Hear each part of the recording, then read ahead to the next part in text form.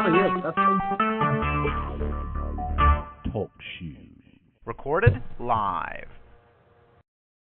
Welcome once again to Zeitgeist Philadelphia Radio. This is call ID number 91812 on TalkShoe.com. Today is I'm here with Mark Passio. Hey, Mark, how you doing? I'm doing really great. Thanks so much for bringing me on to the show today. Oh, thank you for being on. Your website, What on Earth is Happening, has been an immense resource that I don't know if I could have made it through the last few years without. It's been very helpful having the knowledge base that you have there, like, accessible and easy for me to even be like, okay, you want to know about what this concept is of what I'm talking about? Maybe you might want to take a look at this. And sometimes I draw upon your work, and other times the works of other independent researchers as well. But I have to admit that your work has definitely been something that I have not only had an appreciation for, but have definitely relied upon for a while now. And it's a really great body of knowledge that I think more people should definitely look into. Well, I really, really appreciate that. And, that's what I intended the site to be. And I'm glad that people are using it in that capacity and recommending it to others because I think it is critical information for us to learn and deeply understand at the time period in history in which we are living, because things are rapidly heading south, you could say. And if we don't, really deeply integrate the specific knowledge of natural law, humanity is going to be in for a very, very, very rough ride in its future, in its near future. And that negative dystopic future is coming into view, and a lot of people, are starting to see that is what's occurring, but they still don't really understand the causal factors for why that's happening. And that's what I like to think that my work on that website, specifically the podcast section and the information on natural law, brings to the table, in that it helps people to understand the causal factors of why what is taking place is actually going on, and how we ultimately have created that ongoing condition. When we understand natural law, then we can reverse that negative trend and bring about a positive outcome, but only if we understand how those laws of creation work. It's funny that you use the words that you do sometimes, because I feel like your explanations of things are very much a demystification of the truth. And so many people these days have this like mystified concept, mysticism-like concepts of what the truth is, and almost like in that Indiana Jones type of concept when it comes to like the professor for truth is down the hall, we're here for facts. And you kind of bridge those two classes together in a lot of ways. Sure. I mean, that's part of the whole problem with understanding what's going on, is that so many people try to overcomplicate things and bring mysticism into it. And I do feel that that's part of what I do, is try to simplify, try to demystify things, because truth is actually very elegant and simple. It's not overly complicated, and we don't need to overthink things. There's a lot of different components to what's taking place and what's going on, but they're really just simple building blocks, and none of them are so overly complicated that it's even difficult for a person of even modest or average intelligence to understand. We have to understand that truth isn't this concept of the totality of everything, or the mind of God, or something ridiculously vast that is so impossible to attain. It's actually something quite simple. It's that which has occurred in the past and that which is occurring in the present moment.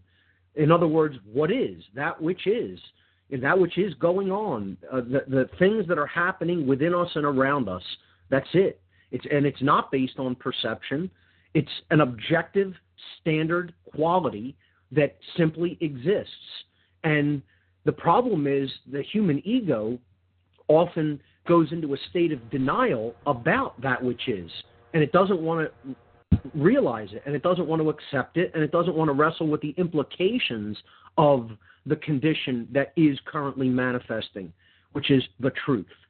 And when the ego stays stuck in that kind of a mindset, and it wants to be the arbiter of truth, and it wants to say, I'm going to determine that which is based on my perceptions, my likes, my preferences, my whims, instead of saying, truth is objective and it's not based on my perceptions or anybody else's. It's just that which does not waver, and that which simply is. And I'm going to get my ego out of the way. My attachments have to be dissolved and set out of the way so that I can bring my perceptions into alignment with that which is. That's called coming into alignment with the truth, or bringing our perceptions into alignment with truth. And that's the goal. That's what humanity is actually charged with doing by the universe, I guess you could say. It's what our task is. Our work is to align our perceptions with truth. And based on the state of mind that humanity is in collectively, that could be a very difficult thing to do, because humanity, for lack of a better term, and just to say it very bluntly, is under very deep mind control. And until we decide that we want to come out of that mind control and accept things for as they are and start seeing reality for what it is and not trying to be arbiters of truth anymore, stuck in deep ego attachment, we're going to continue to suffer, and we're going to continue to create very negative consequences for ourselves, because we're not bringing our perception into alignment with the actual state of reality, or what I would just simply say is the condition that I call the existence of natural law, the laws of creation, the laws of morality. Until we bring our perception and then our behaviors subsequently into alignment with those laws and that reality, all we can create for ourselves is chaos and slavery.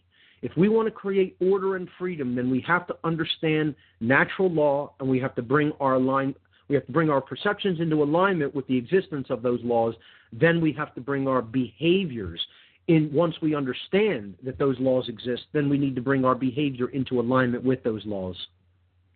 I understand exactly what you're talking about, too, because even when you are at a relatively higher level of consciousness, it's not always as easy to bring yourself into alignment with those things, considering our situations. Like, people could end up in a situation where they are forced to do nothing but get food from, say, a pantry, and they may give people like meats and so on, and those types of meats are generally taken from like factory farming around the world, or overfishing, and it's definitely taking a large toll on our planet when it comes to these sorts of levels of consciousness that we seem to be, some of us are, again, like you were saying, becoming in line with them. Others are definitely breaking away from that line, such as taking what you said when it comes to mind control into, like, people just believing what they see on the news, right. Taking in everything that the whole culture in general tells them to believe, such as Hollywood and so on. Yeah, and it seems like that divide, instead of closing, seems to be widening, because those who are of low consciousness, you could think of it as they don't have much shielding for the incoming flux of that propaganda and mind control, those mind control techniques. So as the system ramps up to try to maintain its control, those people are going to be more affected, because it's like they don't have, again, like a shielding built up, or you could look at it like they don't have a muscle mass built up to hold the weight of something that's being dumped upon them. And they seem to be collapsing faster and faster under this. But the people who have done their homework and have built themselves up and strengthened themselves seem to have more shielding, so to speak, to see through those forms of manipulation and propaganda, and they're having an easier time moving forward and releasing attachment to other lies that they had previously bought into, and they're bringing their perceptions more and more into alignment with truth and natural law. So it's the goal. It's the job. Let me state this emphatically, because a lot of people don't think that this is the job of the conscious. It is the job of the conscious people of this world to help to bridge that divide and bring those people who have not been able to stand under their own strength, to help them come along in this transition. I very vehemently am opposed to the idea that we should just cut those people off and let them go and let them deteriorate. That is a very separatist worldview, a very isolated worldview of seeing the self as separate from everything else. We are the same. We are one with these people at a very deep level of consciousness, at a unified level. And what happens with the whole aggregate body of humanity is also what's going to happen to us. We're not going to be separate or insulated from those results or consequences. This is what people have to understand. Even if you only look at it from a perspective of enlightened self-interest and not a perspective of true oneness, from a level of deep awareness and consciousness. Even if you only looked at it from a semi-selfish perspective, we're in the same situation as these people. We're on the same planet. We're not going to be insulated from the consequences of their unconsciousness. That's going to carry over and affect us. So as they're suffering, we're going to suffer too. So it is our responsibility, if we're in a place of higher knowledge and higher consciousness, to help, to educate those people, even if they don't want it, even if we sense that they're completely resistant to it. You have to continue to exercise persistence and boldness and talk about that which is. Talk about the truth absolutely, unwaveringly, relentlessly, at all times and places, until our voices form enough of a chorus to finally break through, even if it's just to put a little chink in that armor of propaganda and mind control that's surrounding them. That is our moral responsibility, and too few people understand that. Too few people are doing that work, and too many people have the attitude, well, that's just on them. It's not just on them. Obviously, the karmic brunt of ignoring the truth is going to have its toll on them in this reality and any other. But what I'm saying is we're also shirking our personal responsibility if we're not actively bringing the truth out there to the quote-unquote asleep masses in an unapologetic, straightforward, easy-to-understand way, and in a way that helps to spread it in a distributed of a fashion as possible and in a widely and freely available way as possible. That is the moral responsibility of the quote-unquote awake individuals out there. So I just want to emphatically state my position on that. I understand completely. And I agree completely as well when it comes to specifically that work that we need to do on ourselves. I personally, when you and I first met like 6 years ago at the first Zeitgeist showing that I saw, I was definitely a different person back then because I hadn't really done that work on myself. Sure. I was still being affected by my family and how and the suggestions that they said I should do with my life, considering like my uncle was a cop and my father was a prison guard. And like until you really go into like learning about, say, the Zimbardo stuff that happened up in that college where like they made a prison there and forced people to like participate in this game where they were, well, they didn't force them. It was originally a scientific drama that was being played out, but it became a real psychological drama that lost all of its scientific perspective. And until you go into these types of understandings about yourself and get that deeper knowledge about who you really are and where you really come from, because the question is always there, like how much of you is really you because of the past that has created you. So you have to kind of like do that work where you have to unlearn what you have learned. Yes, exactly. And, that really brings us to another very important topic or point, and it's something that a lot of people also, I feel, have very confused or take polarizing sides when really the truth is not at either of those artificially created polar opposite sides. It lies in the balance often between the two, and often a third path altogether, really, you could say. And that is when it comes to what is human nature. People believe erroneously that the human condition of brainwashing and mind control is human nature.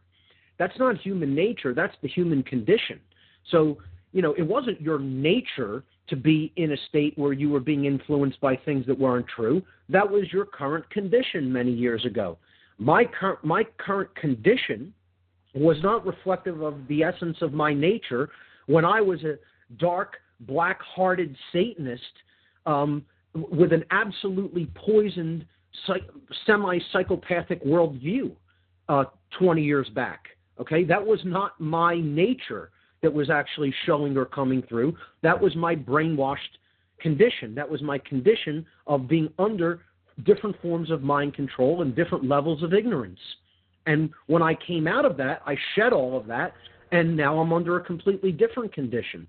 So we really have to talk, when we talk about nature in general, okay, which is what natural law is derived from, okay, meaning natural, inherent, that which is an inherent quality of a thing. That's what it means to have a certain nature. So you ask, what is the nature of a human being? And so many people, this is, again, it's a very polarizing question because there's so many people who have the view human beings are inherently bad somehow, that their nature is flawed and bad and evil. Then you'll have other people, definitely more of a minority, but still you'll have other people that just say, no, human beings' nature is fundamentally good. And, they are divine in their nature, and they come into the world in a perfect state. And then some people say, no, we're have a demonic influence in us. We come into the world in original sin and in a flawed state. So there's this big polarization when it comes to human nature. And part of my work is I try to explain to people neither of those things are true. Our nature is not fundamentally good or angelic, nor is it fundamentally bad or demonic. And we have to really understand that ultimately we, as a human being, behave in a similar way to a computer that can be programmed to output a specific quality of information and behavior. So I'm not saying that human beings are computers. We have free will. We have free will to make the behavioral choices that we are going to make, but the behavioral choices we choose are influenced by our mind, the condition of our mind, okay? And the condition of our mind is invariably a result of the information that we have taken in, processed, and then accepted as being true.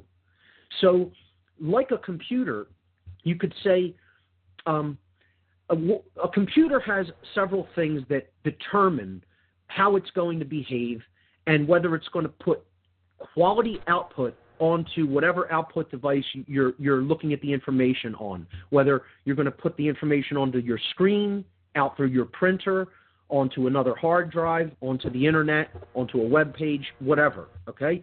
So when we look at a computer, we don't say, well, what's the nature of that computer? All computers' nature is the same. It's programmable, and it's to do a specific set of tasks with information. And that's the nature of a computer. It computes. It takes in information, it processes information, it outputs information. Well, this is very similar to human nature, okay? And again, notice, it's different than the human condition. The human condition can be very flawed, very, out of balance, or it could be, very in alignment with truth, very in balance. A condition is something different than our nature at its essence, inherently. And like a computer, I would say a human being's nature is we're beings that take in information, process it, and then output it through behavior. So just let's compare it to a computer for a moment, right? If a computer has a file system format, okay? So on the hard drive, you're going to load a file system, okay? That could be like NTFS on Windows, or ext file format on Linux, or a Mac OS extended format on Mac OS or whatever, okay? So that's the file system. That prepares the way. It formats the hard drive, all right? That's when you format a hard drive, you're laying down a file system that's going to act as the cataloging mechanism for all the files and programs you're going to load into that computer. Now, that's the conditions during a child's formative years. And you'll notice when we say formative years, the word format is in there. Format, that's the formatting. That's the information that's getting laid down to format the brain, the hard drive of the child during their very, very, very early years of life. And when we're in our first 6 years of life, we're in a condition that is akin, it is likened to a hypnagogic state, meaning a state that is between waking or full consciousness and dreaming or subconsciousness or unconsciousness. It is a state in which that young child, through the first 6 years or so of its life, automatically takes in anything that is thrown at it, any piece of data that is thrown at it. It doesn't go through a processing stage. It's just taken in and it gets laid down as the format, literally, of the child's mind, of their psyche. And, people will question, well, why even is that? What made it that way? That seems like a very inefficient thing that, it takes in all of it, good and bad. And that's why it's so important to program the mind of a child at a young age with very good, truthful information and, not put in a poisonous worldview system and a worldview system based in exploitation, violence, etc. That child is really becoming, the personality is becoming going to be the condition of that child's mind, in their early life and on into their adult life, most likely, unless their constitution is strong and they're surrounded with good influences later that can break that bad conditioning. So once that bad conditioning is laid down, it can be difficult for someone to overcome that early formatting programming. I mean, think about it. You want to repartition a hard drive when it's loaded with data. That's often not an easy task, and it's not an easy task to do without doing some damage to that hard drive as well. So, let's continue with this analogy for a moment. The operating system goes in next into a computer. Well, what is our operating system? Our operating system is our culture, right?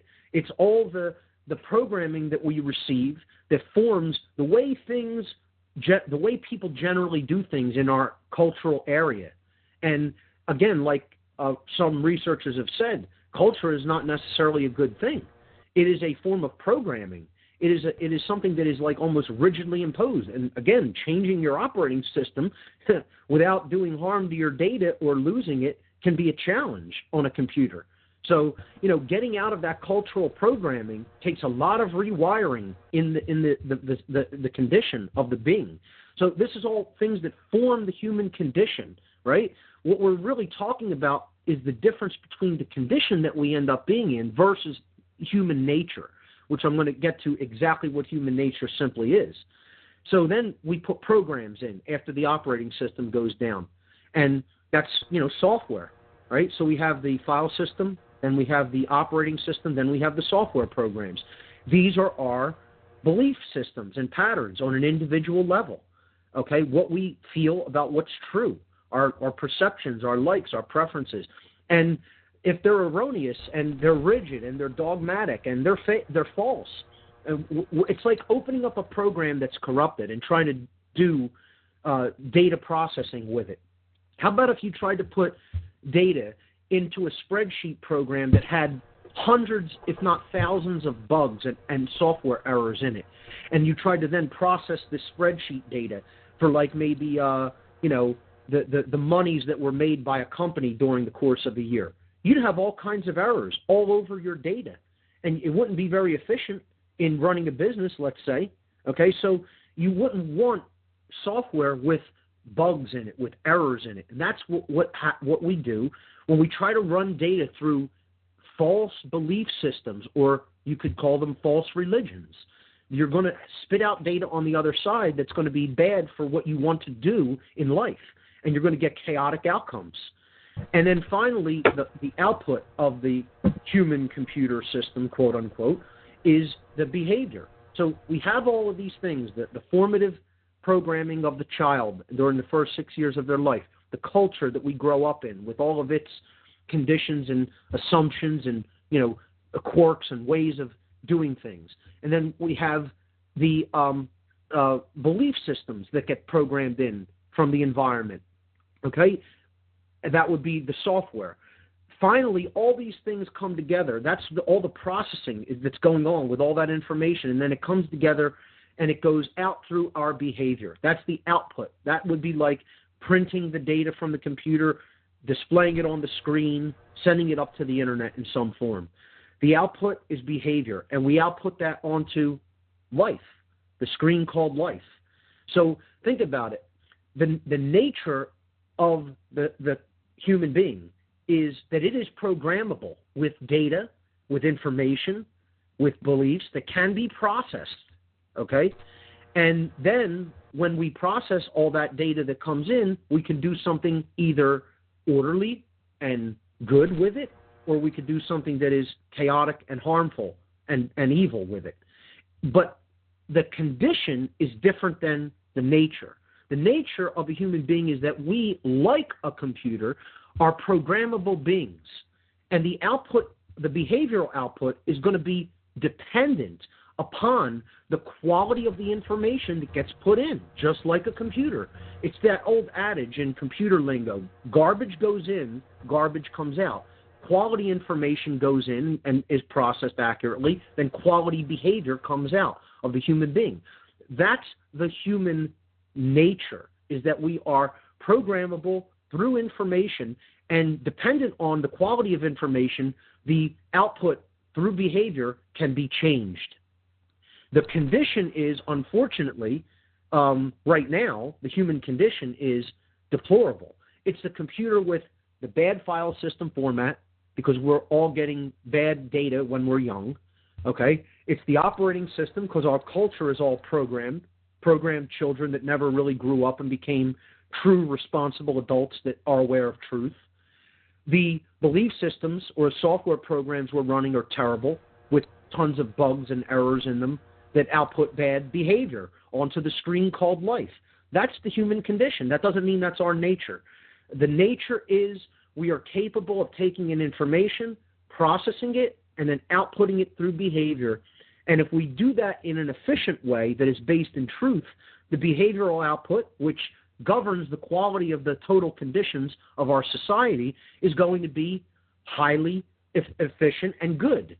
And if we don't process truth, don't process data accurately, and we continue to run bad programs that are based on erroneous belief systems, dogmatic, rigid beliefs that aren't true, we're going to output bad behavior, and the quality of the generated result is going to be chaotic. It's going to be chaos, and ultimately it's going to continue to be chaotic until it goes down the path of deeper and deeper and deeper bondage, ending in total slavery, which is almost where we are at now. We're in slavery, but we're still in what I would call semi-free range form of slavery, of a farm system on Earth, of a human farm, okay?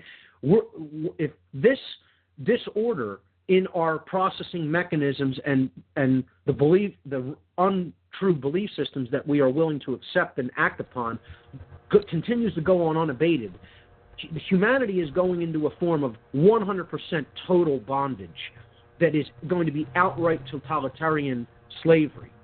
That is not going to, there's going to be a prison where you are going to be aware you're actively living the life of a slave. We're almost there yet, but it's not quite what I would call that hardcore nature slavery. It's still a soft form of slavery right now, but it's rapidly moving toward that hard form of slavery daily, by the day, and rapidly growing faster at an increasing pace.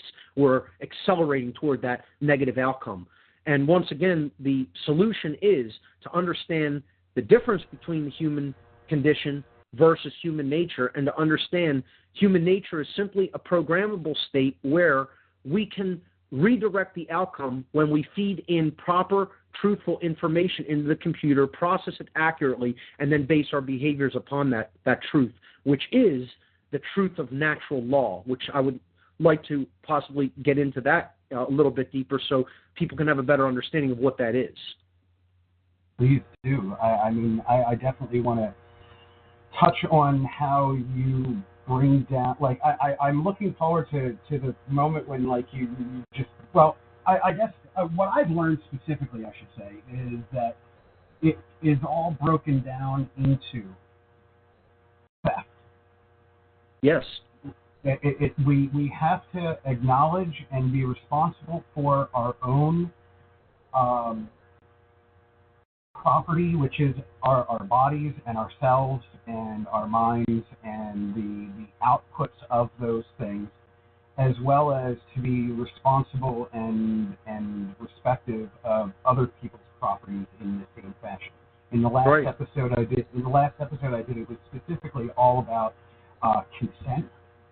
Yes. And that we definitely touched on for quite a bit of the show about, like, how, like, you own you, I own me, and like I get to choose what I get to do with my body, you get to choose what you get to do with your body, and those sorts of things. And that definitely was a good basis of where to start at with the conversation, I always thought. But then sometimes property, I think, I also, what I want to get at with you at some point is where property changes from,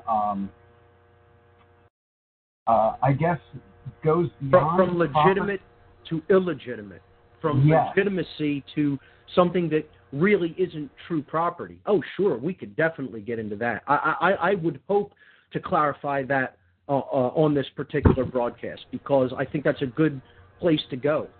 And what you're saying is so on point. You know, this is about the takers and not continuing to be one. You know, to use a Daniel Quinn analogy, you know, and from the movie Instinct with Anthony Hopkins, you know, the concept of the takers, you know, those who want to come along and take that which is not theirs to take, in the form of property, rights, freedom, life, even.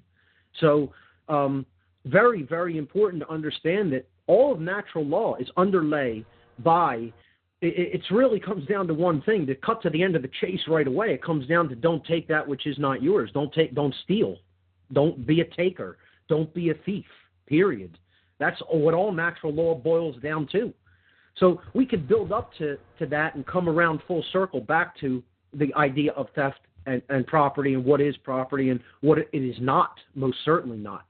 So, yeah, I mean, that sounds like a good plan to move forward. I think first what we should do is define what I mean by the term natural law, because many people will have heard this term in different contexts. What I absolutely do not mean by natural law is any form of man's law or man's interpretation on the laws of men. Okay? Natural law is not written anywhere. People say, where can I read the natural law? I get emails like this. Where can I read natural law? And it doesn't mean there aren't some books that talk about it and touch on the laws of nature, the laws of morality that exist in nature. There are people who do talk about it, and many different traditions have attempted to teach it. But it's not like a codified system that exists in one place that, you know, that you're going to read in writing and in one book or in one, you know, manual, and you're going to say, oh, that's all there is to it, and I know everything there is to know about it. That's first and foremost. Secondly, it's not John Locke's system. It's not, you know, any man's system that they have referred to as natural law. That's not what I'm talking about when I talk about natural law. So people will say, oh, you're just repeating what this philosopher coined under this term. No, that's not what natural law is. Another thing it is not, it has zero to do with any concept of Darwinian theory. I'm not talking about what people will erroneously refer to as the quote-unquote natural order, okay?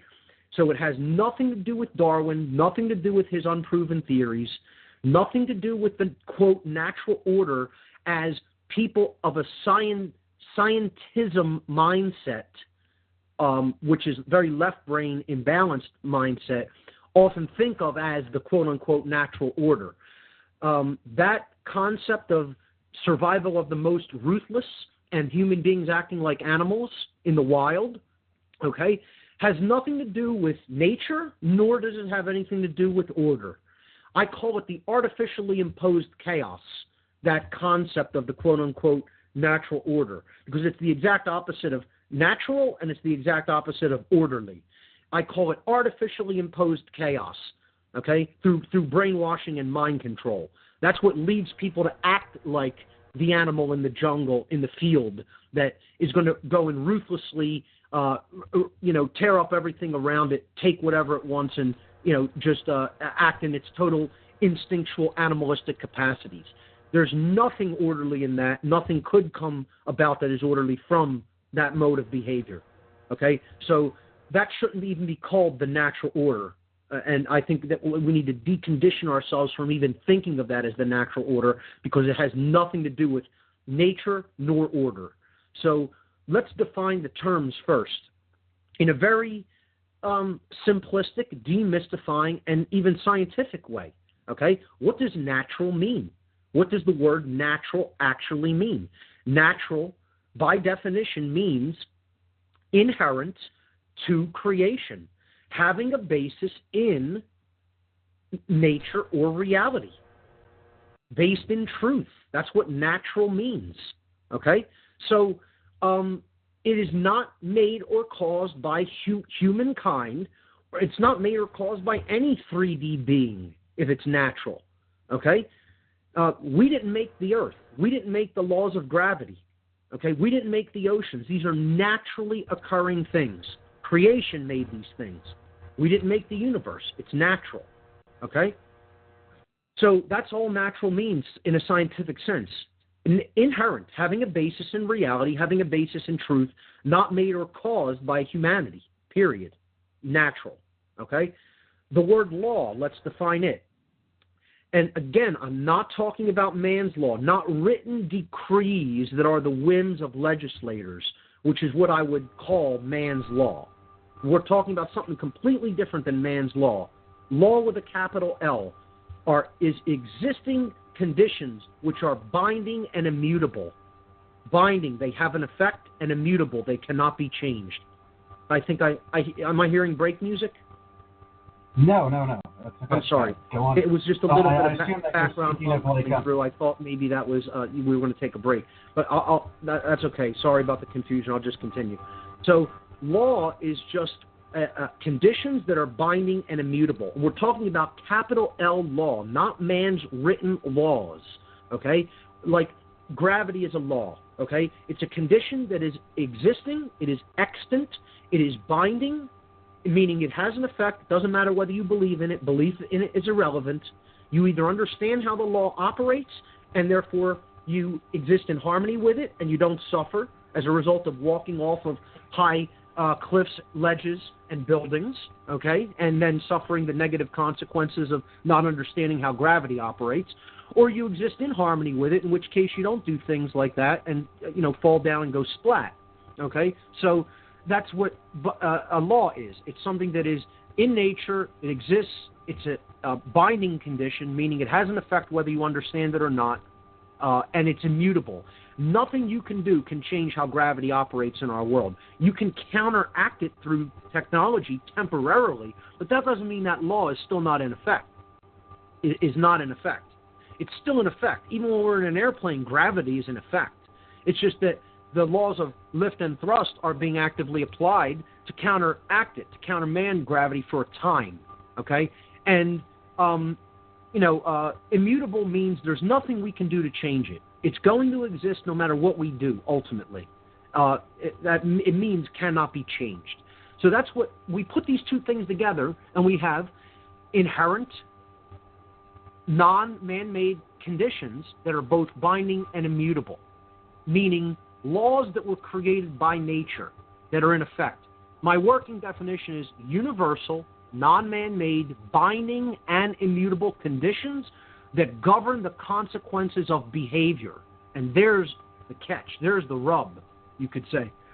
That what these laws do is they bind our behavioral decisions to give to us consequences with different qualities based upon the behavioral free will decisions that we've enacted and put into effect in reality. So if we behave one way, we're going to get a certain set of results.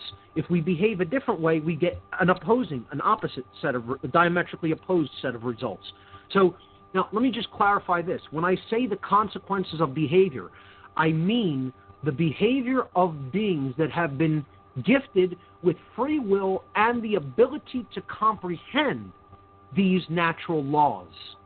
Okay? So people will say, well, if natural law exists, wouldn't it apply equally to the animals, to the animal kingdom? Why can a lion take down a deer on the plains of Africa, and that's not a natural law offense?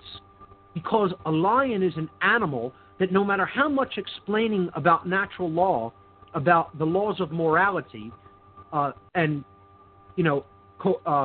coexistence with other beings in a non-harmful capacity that you can possibly say to that being, its brain capacity and the electrochemical composition of the complexity of its brain can never arrive at an understanding of those laws.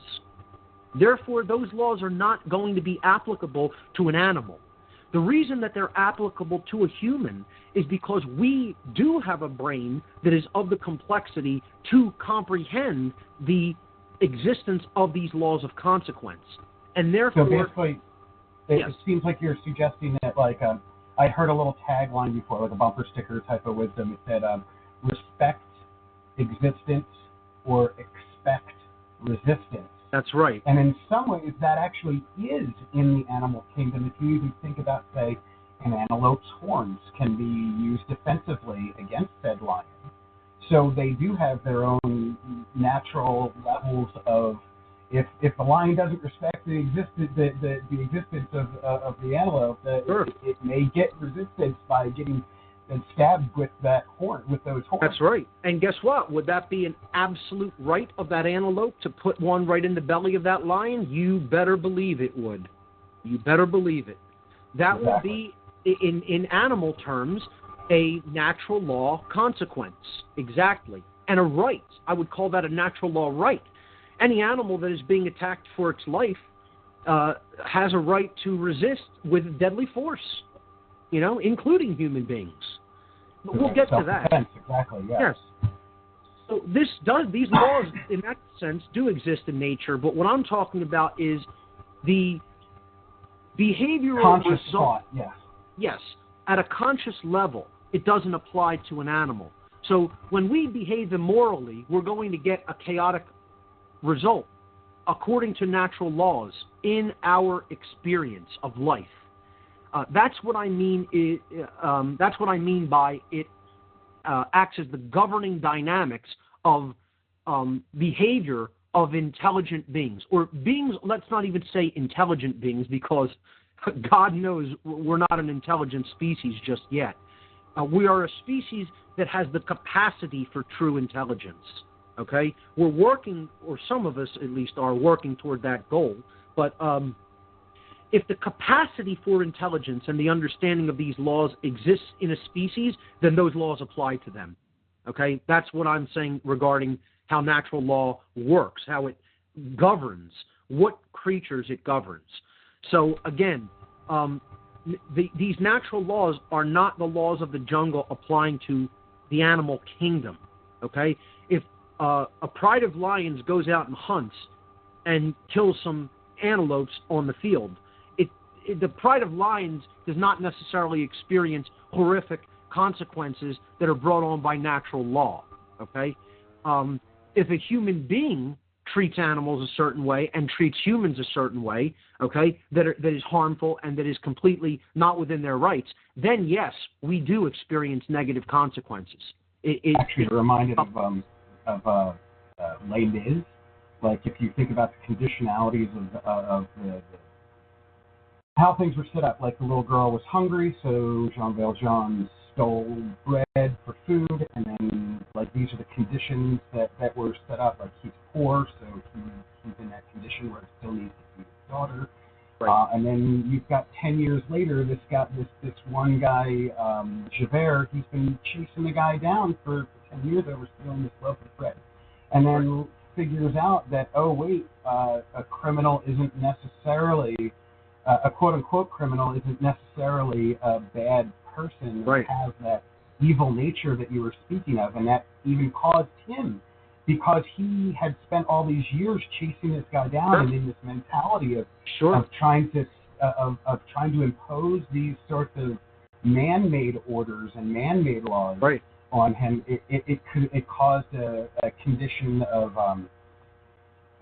cognitive dissonance in him in the end, where he killed himself over it. Which is why it's a beautiful allegory. And moreover, what's the ultimate wrong that's committed there? In a society of abundance, you're keeping hungry people in a starving condition because you don't want to do a simple thing like share resources, treating somebody with basic human dignity and respect, That's a disrespect for life right there, So that let them eat cake mentality. That is what's creating large amounts of disorder and chaos societally, is just staying in that kind of a mindset. So and we can get into that and going toward a natural law-based resource economy, later on in the show. But continuing with natural law, it doesn't require anybody's belief. It's not a religion. This isn't a mystical system. That's one of the first things I really want to clarify, especially to a listening audience that might be coming from a background, with Zeitgeist or a resource-based economy, etc. Okay. This has nothing to do with religion, ladies and gentlemen. Let me just clarify that emphatically. It has zero to do with religion. It's not a belief system.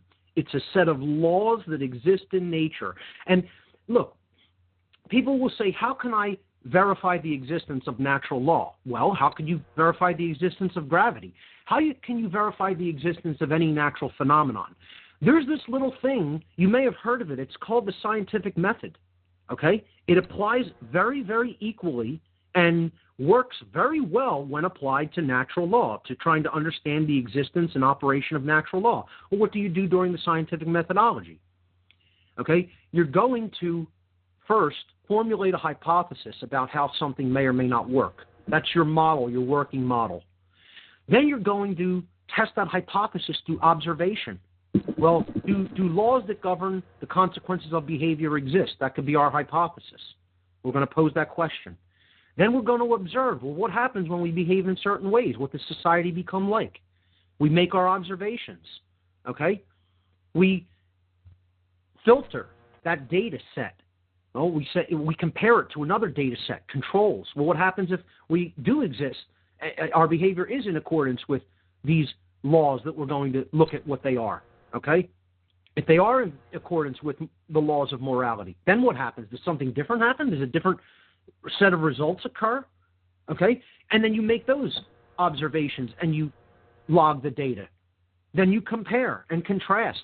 And then you repeat. You don't just do it once. You do that a lot of times. You look at many different societies. You look at many different time periods. You look at many different cultures. You do it in your own life. Hey, you want to test natural law? Do it in your own life. Act like a total ass around everybody you come into contact with and see what the quality of your life takes on, what kind of quality your life takes on. Then act in accordance with natural law and treat others with respect and dignity and find out what quality your life takes on.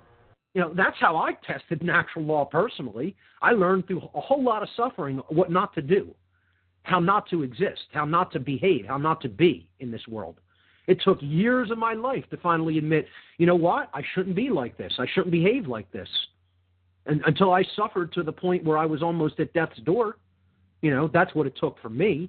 I was a hard-headed SOB. I still am in many ways, but I stopped resisting that which is. I'm really hard-headed when it comes to fighting the control system and other people's ignorance of it. I believe me, I got a whole lot of will when it comes to doing that kind of work. But I don't resist the laws of nature anymore. I don't resist things that are universal and I cannot change, that I'm just bound by. I recognize that. I'm not the highest power in this universe. There are forces that govern my behavioral choices. I have free will. See, that's how natural law works. It works in conjunction with free will. That's the beauty. It doesn't mean that because natural law exists, reality is a prison. That's not what it means. That's what people who have a sick worldview when it comes to the existence of natural law think. They think, well, that means we're all in a prison. We can't do whatever we want without consequence. Yeah, we can't do whatever we want without... Yeah, go ahead. It may sound kind of silly, but I'm reminded of the end of Forrest Gump, where he's talking about like the choice, the difference between what are we, like the feather blowing on the wind, or do we have free will? And it seems as if it's both. It really is both. Like we have our external conditionalities and those situations we're in, and then we also have the free will to act within those boundaries. There it is. That's exactly correct. Very, very good understanding of what this is. These are the boundary conditions of the universe, universal boundary conditions that ultimately allow us to do whatever we want, but not without consequence. We behave a certain way, there are consequences. We behave a different way, there are other results, different consequences. That's why people who have had a deep understanding of this in the past have often written about this under the term consequentialism, is the philosophy that it's often been referred to. And you could type in that term into a search engine and get lots of results. And if you study consequentialism, it is essentially the same as natural law. Other people have referred to it as karma or karmic law in many Eastern traditions. And in the true sense of karma, not the mystical caste system, idea of it that is religiously based. That's not real karma. That's some, bunk, BS version of karma that justifies continuing a control system. Okay, but reincarnation, like jokes against reincarnation, like you're born into one caste, so you have to be treated a certain way. So don't dare treat them differently because they're receiving their karmic debt from past lives. So let that suffering go on unabated. That's nonsense. That's not karma. Karma is a result that we get based upon how we live our lives. And that's actively happening all the time. It's not just something that happens in future incarnations that we receive. It's happening now. That's how natural law is applying to our whole society in the aggregate now, not at some future time. We're living in karmic law. We're living in moral law. We're living in natural law. It's actively binding us in the present moment. And again, the way you just described it is perfect. It is the boundary conditions that ultimately provide limits to what we can do, okay? So without being negatively affected. We break natural law, then there's consequences, because that's the boundary condition. See, what nature did is it made this whole place was created, intelligent beings were populated within it, and free will was gifted to those intelligent beings. And we can make a choice to say we're going to understand the limits or the boundary conditions of our behavioral decisions and actions that we put into effect. And we can live in harmony with these laws of morality, and then we can do whatever we want. Anything that we could possibly dream of can be done. Now, that's not a prison. That's a paradise. That's an amazing set of circumstances that is so elegant and beautiful, it can barely even be described. Okay? And then creation just basically said, well, hey, there's these boundary conditions out here. You go past this line with your behavioral choices and what you do and how you treat others, and then you start causing harm, then you got to go into some level of control and bondage until you understand not to behave that way. Okay? And what we said is control and bondage even comes down to our own, say, for example, if we were to align ourselves with nature in such a way that we build ourselves sustainable housing and have a south-facing greenhouse, it'll give us a lot more light into creating these types of foods in our homes.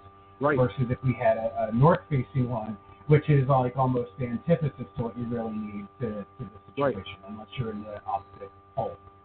So now we're talking about aligning our behavior, and lifestyle to in harmony with natural forces that exist all around us to ease the things that we need to do in the physical world for the sustenance of life. Absolutely. A sane society would structure its lifestyle in harmony with those forces, or what many people have simply termed nature's wheelwork, the mechanisms of nature.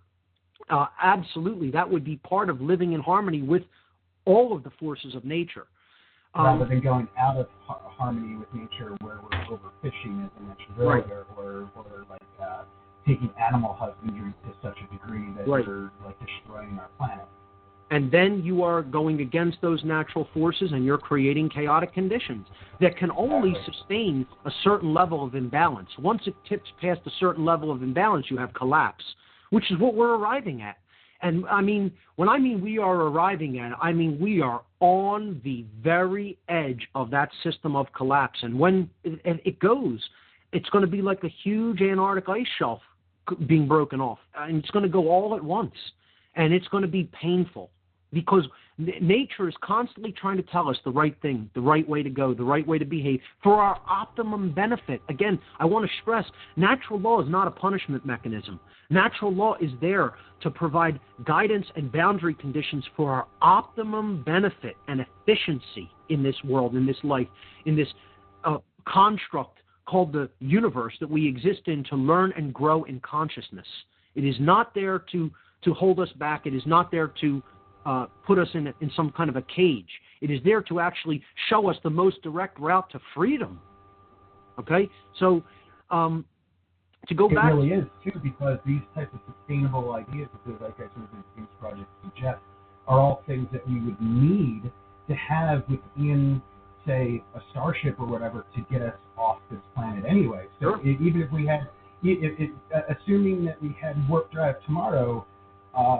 By Saturday we could be on another planet, but we need these technologies to keep us alive during that time. Like we need these types of that's the freedom that it could definitely lead to, a level of freedom that like brings us within the boundaries of nature as well as allows us to explore outer space. And that's why the community of beings that may be out there, they're not going to welcome us with open arms if we try to go out into the cosmos in the level of consciousness that we're currently at. Not even close. You know? Lasers blasting, trying to dig up like I've heard about like this one planet where it's supposedly out there. It's like something like 99% diamond or something, and something as ridiculous as that, like people wanting to go out and try and like just go and mine everything and steal all these resources. It's not really the type of like, we can't be like ravenous wolves to the rest of the universe either, the way we ravaged our own planet. Yeah, and they'll claim that that's all theirs and no one else can have any access to it. It all belongs to me, more than I could ever possibly need or use in 10 lifetimes, in 100 lifetimes. You know, that's not ownership. That's not property. You know, I have to make that so clear. You know, I want to get into what property is, what it's not. You know, and we'll build up to that. The guy from Chico specifically, what he talked about in this one movie called The 1%, like Jamie Johnson, one of the Johnson family. Yeah, good movie. Good documentary. He interviewed the guy from Kinko's and he that created it, and he said, "Oh yeah, one day I want to be up on the moon and I want to look down on the earth and say that's mine. Part of my portfolio." Not that was the psychotic part that I felt like it's bad enough you want to own the whole planet, but when you're saying that's part of your portfolio, that's mental illness. That's mental illness. That has nothing to do with legitimacy of property. That is mental illness. And see, again, I want to clearly delineate when we get into the topic of property, what is the real thing and what is something that goes into illusory realms in the mind that is part of an imbalanced psyche when it comes to what property is. But I just want to clarify one more point about natural law. It is the deterministic component within creation. See, there's this big battle between the left-brain folks who often think everything's random and chaotic, and it's all just, some type of a strange process, okay, that happened for no purpose or reason. When we look at the origins of the cosmos, that's how most scientists think of creation, the whole process. It was just a grand accident, and there's no creator, therefore there can't be any real underlying intelligence in nature, and there's no such thing as actual spirit. There's certainly no such thing as natural or moral law that governs behavior. And, since creation was a cosmic accident, existence can't really have any true purpose or meaning other than to continue to exist and survive. So these are all the hallmarks of left brain imbalance, scientism, atheism, and it ultimately leads to government being the highest form of, man being the highest form, therefore governments are legitimate, and it goes into totalitarian control mechanisms at some point. And when you go into deep levels of imbalance toward that worldview, and I would call that worldview the randomness worldview. It's a very left brain imbalanced worldview. Then the right brain imbalanced worldview is like what you might call the religionist or the religious extremist worldview. Okay, well, God controls everything. There's nothing He doesn't know or set into motion, and all occurrences in existence are preordained. Therefore, free will doesn't exist. Free will is an illusion. You don't bother to try to change your behavior or change anything in this world because it's already set in stone. It's already prophesied. It's already it's already predetermined. And action then becomes meaningless. Why bother to take any action? That's meaningless. And these are, again, the hallmarks of right brain imbalance, religious extremism, and that's the sick worldview called determinism. Now, when we understand that truth is somewhere between these opposite extremes, we see that it's actually a combination of it has a deterministic component and a random component. That deterministic component, and again, these two things work in synthesis. They blend together, and then there's a synthesis relationship between them that ultimately makes things occur. That's how we are actually co-creating our experience with the force of natural law, with these natural laws that govern the consequences of behavior. They are the deterministic component of creation, those laws of morality. Then there's a random component to the co-creative process, and that, of course, is free will. We have free will, and that's the random component. We can choose whatever we want to do, but not without consequence. That's the deterministic component. Natural law is the boundary conditions for our free will behavioral decisions. So with that being said, as laying the framework, the groundwork for natural law, let's talk about what natural law actually is. Understanding natural law means that you have actually born conscience in yourself. Conscience is truly born when you deeply understand natural law. And what conscience is knowledge. Okay? And once again, this has nothing to do with belief. There's no belief system involved. This is a science. This is a true science, natural law. It's a lost science, and it's a science that has been, over the many years, shrouded in mysticism. But what I'm trying to do is completely demystify this lost science, to help people to understand the causal factors of what is happening, why we are creating in completely chaotic ways here on Earth, at an unconscious level even. And if we understand these laws, we can create in a conscious way, co-create with these laws in a conscious way, and then get orderly results, okay? Which is what we say we all want. We want order, we want peace, we want freedom, we want prosperity, etc. But the things that we're doing with our behaviors don't align with those goals. And until we do align our behaviors with these laws, those goals are unattainable. They cannot be achieved.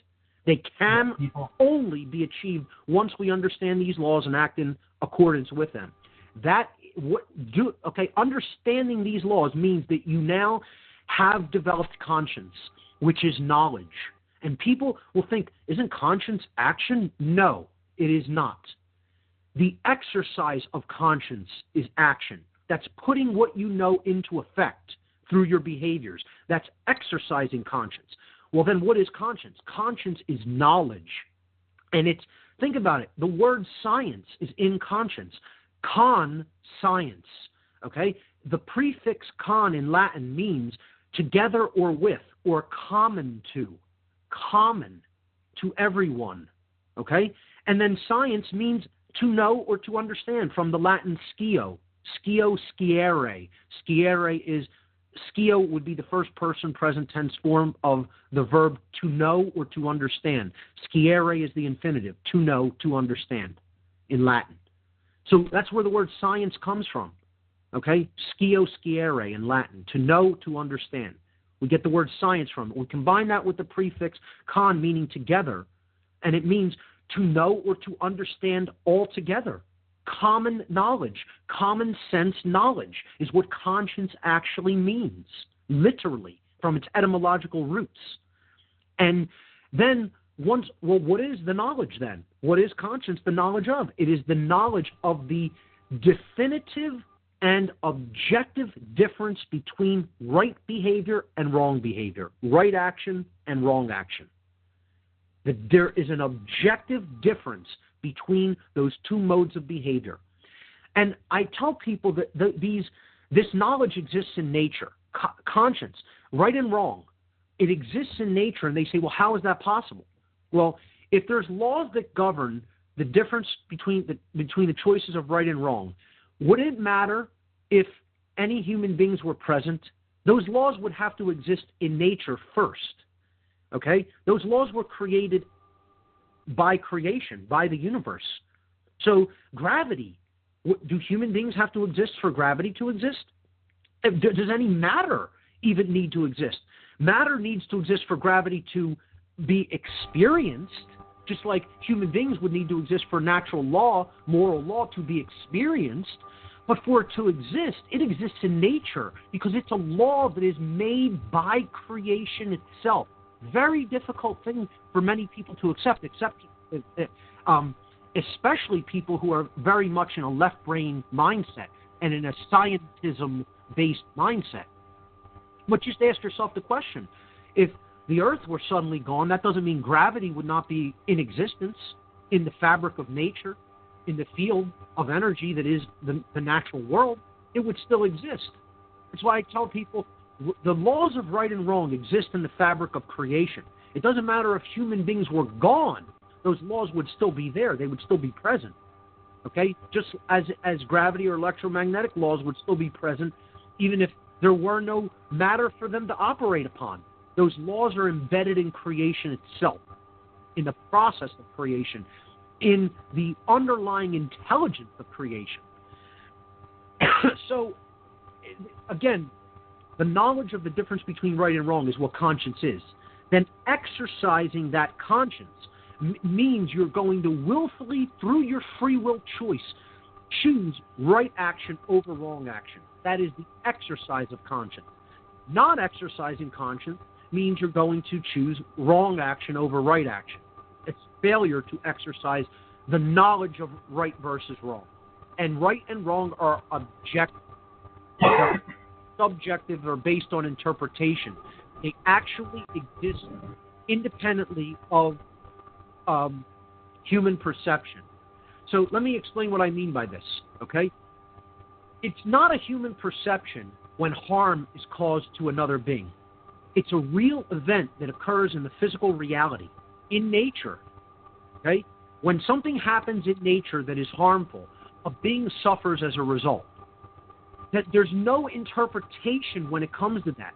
In other words, if I walk outside my door here in Philadelphia and I wait for the first person to walk down the street in front of my front steps, in front of my house, and I step off the front step of my home and I wheel the left hook with all my weight at that person's jaw for absolutely no reason, just because I felt like doing it, okay? That is an objective act of moral wrong behavior, morally wrong behavior, or just immoral behavior, okay? There's a reason for that. I caused harm to something I don't own. That body is some other consciousness, aspect of consciousness' property, okay? Someone else owns that. I don't own that body. I'm not inhabiting that body. I'm not stewarding that body. So therefore, I attacked someone else's property. I caused it harm. There is physical result of harm when I perform that action. Therefore, it's an immoral behavior, or it is simply wrong. So the definition of wrong is that which is incorrect and not based in truth. Okay, when you act upon it, it results in harm. When you actions that are based in wrong, in the wrong modality of behavior, always result in harm to other beings. Always. Therefore, that which is wrong is that which is immoral, is that which is in opposition to natural law. Now, we have to start with that negative definition, with the definition of the thing that is the opposite of right, because you can't define right in the affirmative. You can only define right in that which it is not, or what you could call the apophatic definition, A-P-O-P-H-A-T-I-C, apophatic definition of what a right is. And this is why many people do not understand what rights are, which is why we're losing them as a species. A right is an action that, when you take it, does not result in harm to another sentient being. So notice, I've defined it in the negative. I've said what a right is not. A right is an action that does not cause harm to others. Defining it in the negative sense. It is that which is correct, based in truth, moral, and in harmony with the laws of morality, of natural law. Moral. Very much a no victim, no crime mentality. Very simple. If harm is not caused to another as a result of the behavior, then you have a right to do it. Period. Okay? If harm is caused, you have no right to perform that action. Very simple common sense. Demystified. Now, then we have to say, well, what actions constitute harm? Because you need clarification. What is a harmful behavior? What is a harmful action? So then, to understand what rights are, we could go on and list rights forever and a day. You know, there's a billion, a quadrillion rights, more, infinite amount of rights. There's an infinite amount of actions that don't cause harm, but there's a very specific set of behaviors that do cause harm, and it's actually a very small number of behaviors that cause harm. Very small number of behaviors. You know, all the different kinds of harm and wrongdoing you could possibly list generally fall under a simple category of actions. Wrongdoings, natural law transgressions, I call them, okay? Simple, harmful actions. Murder, assault, rape, theft, trespass, and coercion. I'll say them one more time. Murder, assault, rape, theft, trespass, coercion. Okay? I like the way you put it actually in your in your seminar, with like how each of them even can almost be boiled down into a theft of sorts, such as right. in the last show we talked about how rape would be a theft of one's personal choice as to who they want to associate with on a sexual level and so on. Correct. So just let's go through them one at a time then. I mean, you know, let's look at murder, right? Is murder theft? Is it a form of theft? Yes, a theft of someone's life. You're taking a life that isn't yours. Is that someone else's life force that you just took? Yes, it is. You know, so therefore, murder is a form of theft. You're stealing life that isn't your property, that isn't yours. That's someone else's life force. Okay? Yeah, you're stealing someone's mental, or you're stealing someone's physical well-being when it comes to assault. Right. Someone has a right to remain unharmed in their body, which is their property.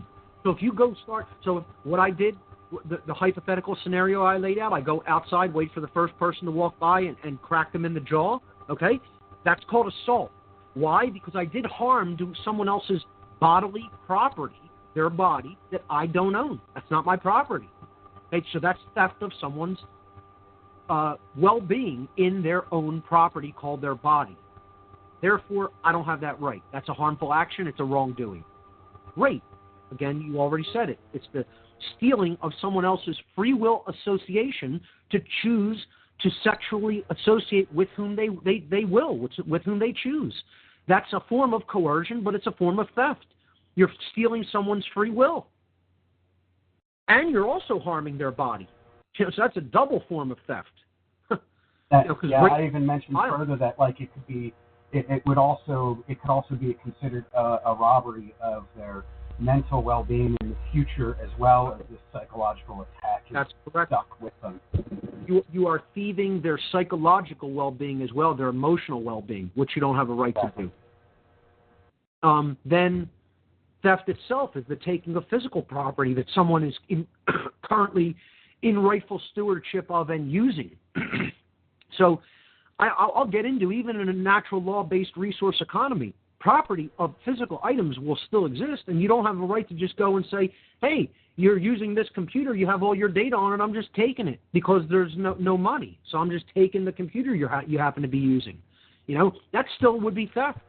So exactly. If someone owns something for whatever it was, it's one thing to that the idea of the natural law resource-based economy is out to create an abundance of access for everyone to use when they want. It is still very different from the idea of you just walking into someone's house and say, I want your couch, get up. That is correct. I'm taking your couch. It's just that is still something that would not be allowed, or would even be something that would be something that you have the right to self-defense within a resource-based economy. Of course. Very, very good understanding of that. Trespass. This is taking someone's security in their own lair, in the living space or niche that they've carved out for themselves. Okay? You don't just go and run into somebody's living space. Again, even in a natural law resource-based economy, natural law-based resource-based economy, you still wouldn't just go and say, this person happens to be staying in this particular area with the other members of his community. Let me just go in and raid that place and go where I may not be welcome presently. That would still be an invasion of someone else's space, their living space. So that's called trespass. What you're doing is you're stealing someone else's security, their comfort and well-being in the moment, to not worry about bodily harm possibly being done to them. So trespass is also a natural law wrongdoing or transgression. You're taking someone else's sense of security in their own lair, which is also a wrong. Then coercion, and all of these are forms of coercion. Coercion, you could also say, is also a very baseline level of natural law wrongdoing. Making someone do something they don't want to do, or forcing them to do something, or forcing something upon them. That's thieving free will, which is also not yours to take. That's the gift of the whole universe upon sentient beings.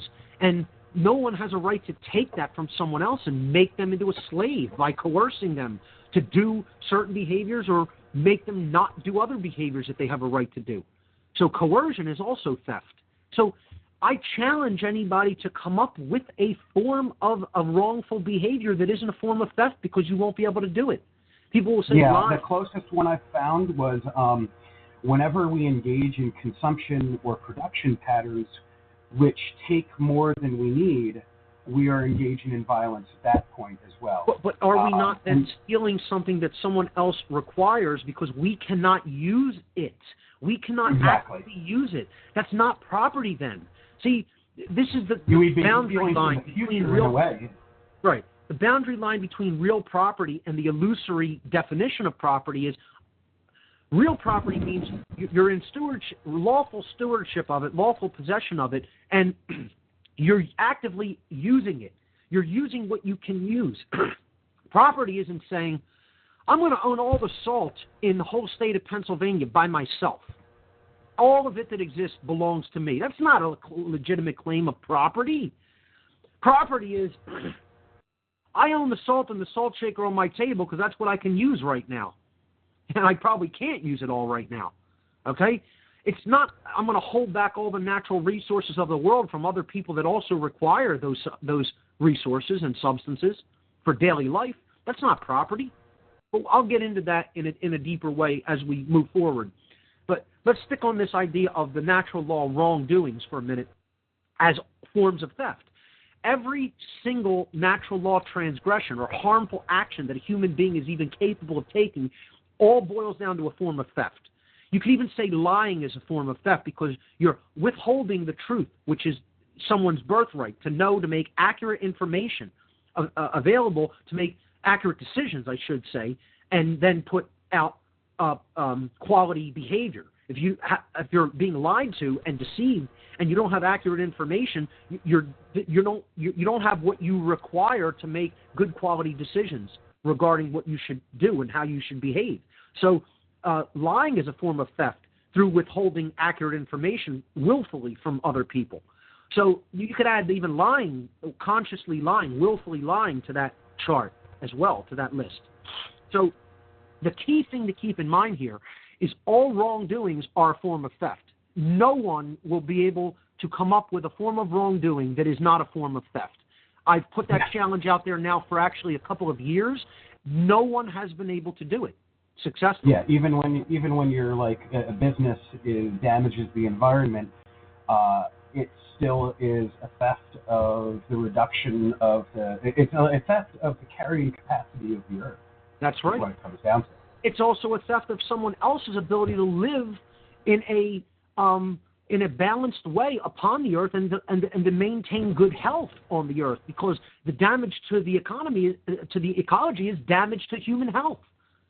It's in an indirect capacity. It's not as direct as hitting someone in the head with a hammer, granted, but over time that is manifesting as direct harm to other human beings' health, which isn't yours to take.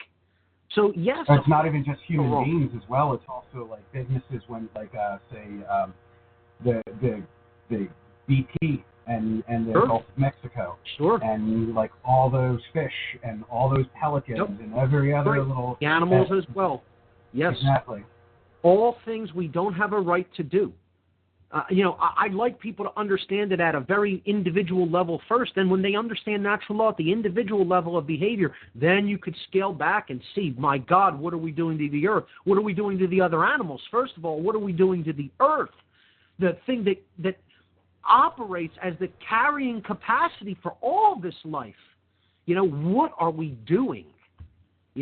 Well, I think the reason so many people are blind to that is because they're not even looking at natural law from an individuated perspective of behavioral decisions. First and foremost, what we do in our daily lives with other people first, then extend that, and then look at what do we do to animals. My God, you look at that rabbit hole, it's horrific. And then what are we doing to the earth itself, which is a live organism. The earth is not some dead thing. It's a live, living, dynamic system. How can life come from something that's not alive? Of course the earth is a living being. The whole universe is a living being. So to go back to the natural law wrongdoings, they're all forms of theft. And that brings us to the key, the absolute key when it comes to understanding natural law, the understanding of what is truly property. Okay? Some form of property is always being stolen when any wrongdoing, when any behavioral wrong action is committed. So we could look at physical property and talk about theft, what that is, okay? But then you could look at taking someone's life. Life is a form of property. We already talked about that in murder as a natural law wrongdoing. Rights, your rights, the actions that you can perform because they don't cause harm to others. That's your property. That's your birthright. That's why it's called a birthright. You're gifted with the free will to perform those behaviors unchallenged. That's the definition of a right.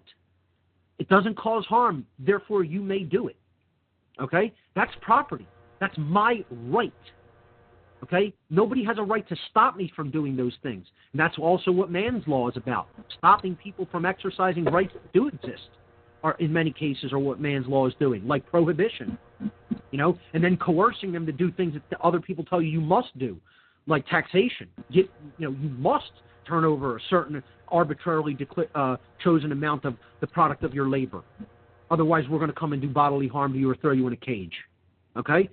So rights are a form of property. Freedom is a form of property. No one has a right to take someone else's freedom when they have not caused harm to someone else, whether their freedom of movement or do bodily harm to them when they've done nothing but exercise a right. Okay? So all of these things are forms of property. And there's such a thing as true property, and then there's the bastardization of the term property, and it's not property at all. Okay? So we have to clearly delineate between what we own and what we don't own. What does ownership mean? What does it mean to own a thing? Okay? So if all wrongdoings come down to theft, some form of property must be taken. A living being or their property must have been taken, harmed, or defrauded in some form or fashion for a violation of natural law or a wrongdoing to have taken place. I feel like we're at the moment where I want to throw in this quote by Pierre Joseph Proudhon. And he wrote a book in 1840 called What is Property, or An Inquiry of the Principle of Right and of Government. And it's essentially, he's speaking not really about, again, your average person of what they own, but he's talking about like businesses or nations trying to own something. And his quote is, if I were asked to answer the following question, what is slavery? And I should answer in one word, it is murder, my meaning would be understood at once. No extended argument would be required. Why then, to this other question, what is property, may I not likewise say it is robbery, without the certainty of being misunderstood? The second proposition being no other than the transformation of the first. So essentially what he's suggesting is that, like, I guess you could put it almost in like the Mark Twain concept, where he had mentioned about how like every square inch of this planet has at one time or another been stolen by. Yeah, it's claimed to be owned by someone, right? Exactly. So there's very much the difference I wanted to point out here in like I said, the Venus Project, quote unquote, wanting to make a hereditary and a worldwide inheritance that the globe can be put under, versus the theft, the outright theft of land that was taken from, say, the Native Americans in the 1700s, 1800s. And this is the clear delineation that must be made when it comes to what property is and what it is not. When you say the word, many people of a more right brain oriented bent will think of it as there's no such thing. Property doesn't exist. It's a very, I almost look at that as a big new age deception, okay, that there's no such thing as property. That's an imbalanced worldview, because I think what they're doing, what people like that are often doing, is they are associating the purely egoic, left brain, out of control, dominator, taker mentality with the word property. The concept of legitimate property is not that left brain, egotistical, ego out of control, taker, dominator worldview of property, which is, I'm going to own it all. I'm going to own it all no matter if anybody else doesn't have any. And I have a right to do that, Don't you know? I can own every single resource, and nobody else can have any of this. It's all mine, even though I could never, me and my family could never possibly use it all in 100 lifetimes, but it's still all ours. It's mine. It's ours.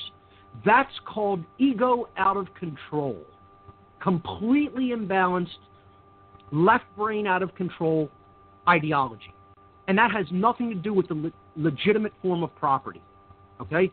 Right now I'm speaking to you on a computer. My information's on this computer. My slides are on this computer. My personal data is on this computer.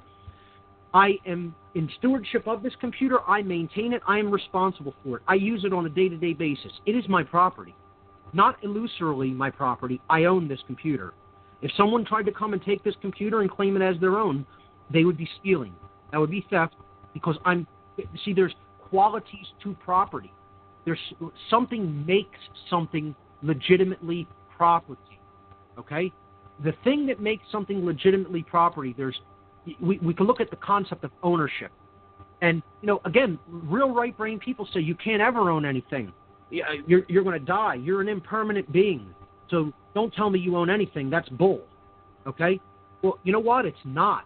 It's not. It's legitimate, and it exists in nature, okay? I'm not claiming I could own something for eternity. Never did. I claim I can own something for a time while I am in physical incarnation, in a physical body. Okay? I own my body, first and foremost. Okay? And there's a reason. There are reasons that I own my body. It's not just a claim. There's things that are taking place in the natural world, in the physical world, the manifested reality, that prove that I am in ownership of my body. Okay? So we have to look at the qualities of ownership. To own a thing means something specifically. It means that you are in rightful possession. Okay? You're holding this thing. You have it in your stewardship, in your possession, rightfully. Meaning you didn't harm somebody to do it. And that's where we get the difference between rightful possession and the claim of possession. So again, you could go back to the example. I own all grown food in the state of Pennsylvania, no matter who grows it. That's not a rightful claim. That's not rightful possession. If I take seeds, plant them in my backyard, grow some food for my own consumption and the consumption of my own family during the course of a couple of months' time, I own that food. Okay? Yeah, the earth produced it. I did the work to put those conditions into effect that help that natural process along and help that grow. And it's enough that I can use it in a certain amount of time. Now, if I went onto a factory farm system and grew like 100 acres of carrots that I couldn't possibly use before they rotted, I'm not going to say all of this belongs to me. You know, even if they're starving people, and I couldn't use it in forever. Okay? It's not a rightful claim of possession because you have to be able to use the thing. Okay? So, in other words, when people say, well, I'm going to be the owner of all of these resources in any particular area. Like, again, the so-called mining rights. Okay? I own every single natural resource that comes out of this mine. Okay? Well, it's metal, this area, metal comes out of this whole area of the country from this mine. I own it. Anybody that wants to use metal for anything has to come through me to obtain that resource. Is that a rightful claim of ownership of property? It's not. It's saying no matter how much I can't use, the stuff that is separate from what I can use, that is left over, still belongs to me. Okay? That's improper control of usage. That's the second form of quality of ownership. Okay? To own something means you are in rightful possession, and you're controlling the usage of the thing, but you can use it. See, I'm controlling the usage of this computer because it is the computer I use on a day-to-day basis. So therefore, I use it. And that's my property, and somebody can't come along and just take it. Okay? If I grew 100 acres of lettuce, and I could only eat a head of lettuce a day, okay, I can't say nobody else who is requiring food in that vicinity that has no other food can just go and take a couple heads of lettuce for their usage. To hold that back from someone that is in need of it at a particular time when I can't use it is not a legitimate rightful claim of possession or property. Okay? The control I guess I'd like to ask then, like, Forbes put out this article about this super entity that's literally about 147 major companies that control about 60-70% of the major resources that our world has.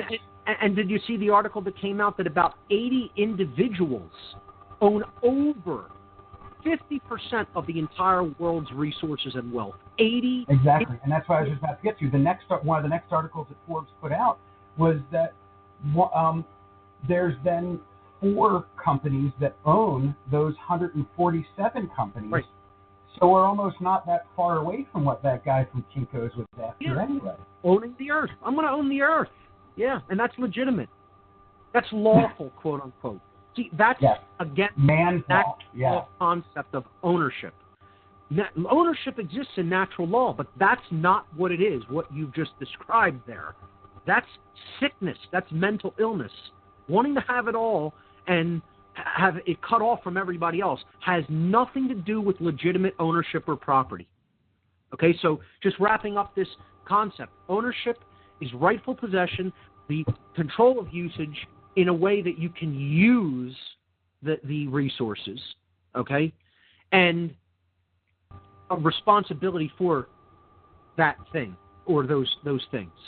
So the reason I own my body, let's start with that, okay? I own my body because I'm in rightful possession of it, okay? Did I kill somebody to incarnate and inhabit this physical vehicle called the body? No. I'm in rightful possession of it. It's my birthright. I was born with this body, okay? 2, do I control the usage of this body? Do I have free will to decide what my behaviors with this body will be? Yes, I do. So I control its usage, okay? No one else controls the usage of my body, not legitimately. They may claim that they control how I'm going to use my body, but that's not a legitimate claim because they don't own it. I do. And am I responsible for my body? Well, yeah, I have the ability to respond to situations and circumstances, and I take personal responsibility to know the difference between right and wrong behavior and to choose the actions that are in alignment with right action and to not choose behaviors that are in alignment with wrong action. I'm responsible for what I do. Whether I choose right or wrong, I'm still responsible, okay? So I'm in rightful possession, I control its usage, and I'm responsible for it. That means in nature, not a conceptual idea that only exists in man's mind. In nature, I own that thing, in this case, my body. And therefore, I get to decide what happens with it. That's another part of ownership. Again, that's control of usage. So I put into my body what I want to put into it. I just put into my body a nice big juice of, freshly augured juice, a carrot cantaloupe mixture. It's been one of my favorites recently. Why am I allowed to put that into my body? Because I own my body. It's my property. Okay? And if I want to toke up with a marijuana cigarette or vaporizer later, that is my right to do so because I own my body, and therefore I get. I'm actually reminded of our conditionality stuff that we were talking about earlier because if I'm not mistaken, you're drinking those juices to alter your body's conditions. That's right. That's correct. And so far it's been going really well. I mean, I'm doing what doctors are telling me is so-called impossible. Controlling blood sugar levels with a type of diabetes that they say is permanent insulin dependence, which is a big crock, quite frankly. These doctors obviously don't know what they're talking about because I'm clearly doing it. My blood sugar levels are totally normal, which they say is impossible. I drink this glass of juice and, it has lots of natural sugars in it. That should spike my blood sugar. Well, it doesn't do that because I did a juice fast for a time, and now my blood sugar is being regulated naturally by my pancreas, which they say was never going to produce insulin again. So doctors aren't necessarily in alignment with what is. They have their specialized forms of indoctrinated so-called knowledge that they stick to like a script, like a religion. And, if data comes along that conflicts with their religion, they say, it can't be possible. Well, whatever. You keep thinking that. I'll keep doing what I'm doing. Thanks. This is work. My wife went through the same thing when she was pregnant. We went into the hospital at one point for one of her regular checkups. And the doctor took a look at her and he was just like scratching his head, like he couldn't find anything wrong with her. So he literally went, exactly. He literally went out into the other room and got another doctor to come in and take a look at her on top again. And neither one of them could find anything wrong with her. So we were like, okay, have a nice day. He must have overstated it. It must have never occurred. I mean, people have cured things with natural cures, and doctors are so left brain imbalanced that some of them have said it was misdiagnosed and that was never the thing in the first place. See, that'll be the thing. My blood sugar might stay totally within normal parameters after doing this change in lifestyle, and a doctor will come along and say, you probably just never had diabetes to begin with. It was just inaccurately diagnosed. Yeah, because blood sugar that was in keto. I was in ketoacidosis, and my blood sugar was like 600 ketones in the urine. That doesn't mean you have diabetes. That's about as extreme of a diabetic condition as possible. You're really doing damage to your internal organs and kidneys at that point and heart probably.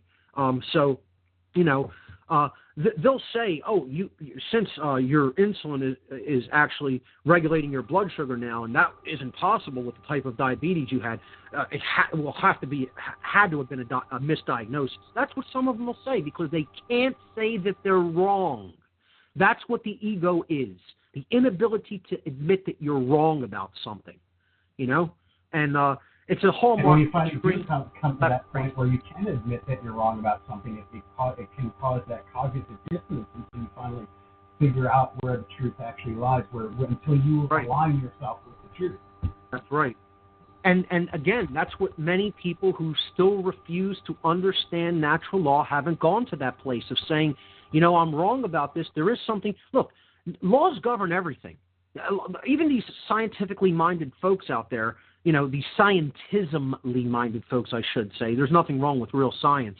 There is something wrong with scientism, which is what I would call government-funded pseudoscience religion about maintaining a paradigm about how the world actually is, about how situations in nature actually are. That's not real science. That's what I call scientism. It's a religion.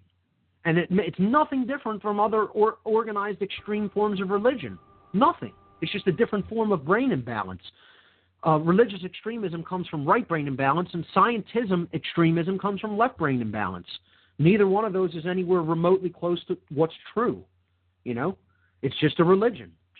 We call it science, but it's pseudoscience, and it's a form of a religion.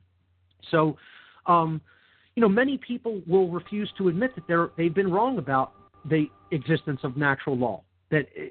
And they have a hard time coming around to saying that, yes, natural law exists, because then that implies there's a higher power than man. See, that's what people of a very left-brain bent want to believe. There's nothing in the universe that is higher than man. And that essentially makes us God. That makes us be allowed to do whatever we want without consequence. And I don't care if people have a problem with the term God. Then don't call it that if you have a problem with it. Call it the underlying intelligence inherent to all of nature, whatever. Okay? The conditionalities of the universe. There you go. The boundary conditions that underlie the whole universe. That's as good a definition of God as any other. Hey, you don't like the word God? Call it law with a capital L. That's what God really is. It's the laws that govern everything here in this construct for experience and growth of consciousness. That's what the creative force is. Or like when you were talking about the law of gravity and so on. Right. Yeah, what put those laws into effect? What put the natural laws into effect? What started the whole process of creation to begin with? That you could call it the primal cause. That has no preceding cause. It's that which is. It's consciousness. It's energy. It's the root of everything. It's life. It's life force energy, which is what consciousness ultimately is. And that's everything. Everything's made of that. There's nothing that can't be made of that. Okay? Nothing can stop being that. It's just that which is. It's a very, very difficult thing for people of a very left-brain nature mindset condition to wrestle with.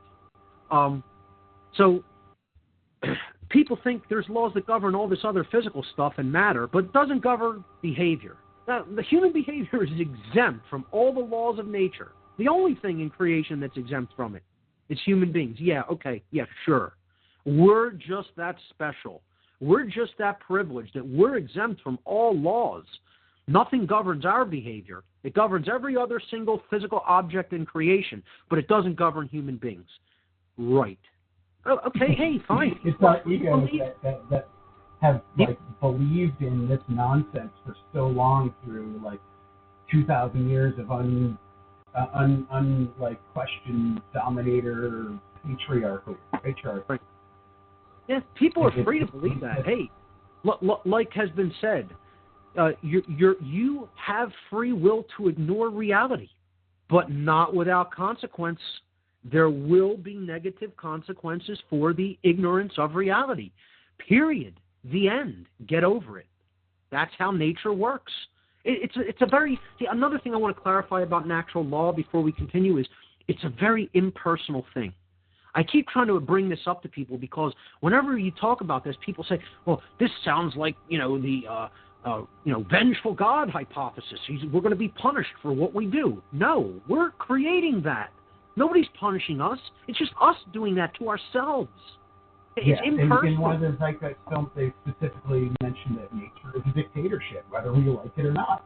And if we don't live within those boundaries of those natural conditions of our universe, we could definitely imbalance our current situation and make sure that the Earth can't support as many people, and that the carrying capacity could be reduced, and that sort of damage to our absolutely to the world it is happening currently because we are not living within these proper parameters. And I want to say something that's going to sound strange, okay? But you are living in a computer. We live in a computer. The universe is a computer. It's not like a computer. It is a computer. Literally, it computes.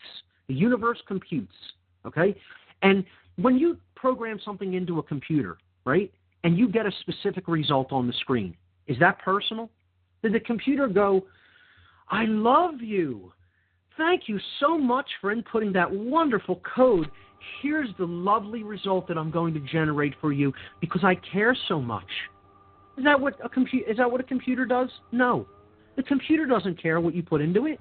What you put into it is directly dictating, based on how the computer functions, what you're going to get out on the other end of the output, on the screen or on the printer or on the internet. Okay? It doesn't care whether your coding is bad. It doesn't care whether your coding is good. If your coding is good, the program behaves the way it should, you get the predicted output that is efficient, that works right, that does what you want it to do, that takes you where you want to go, that creates what you want to create. It just does that. That's how natural law works.